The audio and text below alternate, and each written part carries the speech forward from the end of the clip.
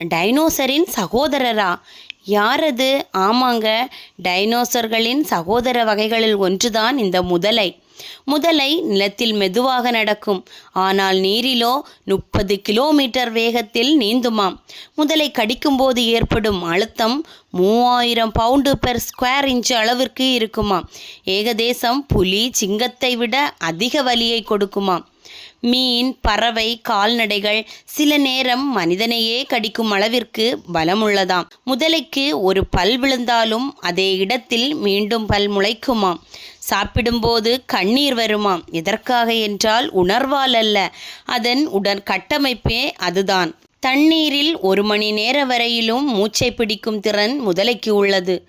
ஆண் பெண் தண்ணீரிலிருந்து மிதந்து ஒலி எழுப்பி தொட்டுவிட்டு தயார் நிலையில் இருப்பார்களாம் இனப்பெருக்கத்திற்காக. நீருக்கடியில்தான் அது இனப்பெருக்கத்தை செய்கிறது. 10 நிமிடத்திலிருந்து 20 நிமிடம் வரை நீடிக்குமாம். மணலால் உயரமாக மண் தோண்டி அறைபோல் உருவாக்கி அந்த இடத்திலேயே 20லிருந்து 60 முட்டையினை போடுமாம். வெளியே வரும் வரை காவல் இருக்குமாம் பெண் முதலைகள்.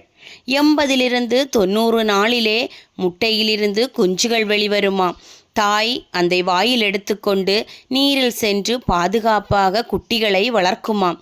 இது அதிக வெப்பநிலையில் இருந்தால் ஆண் குட்டிகள் என்றும், குறைவான வெப்பநிலையில் இருந்தால் பெண் குட்டிகள் என்றும் அதில் முதலே கணக்கிடப்படுமாம்.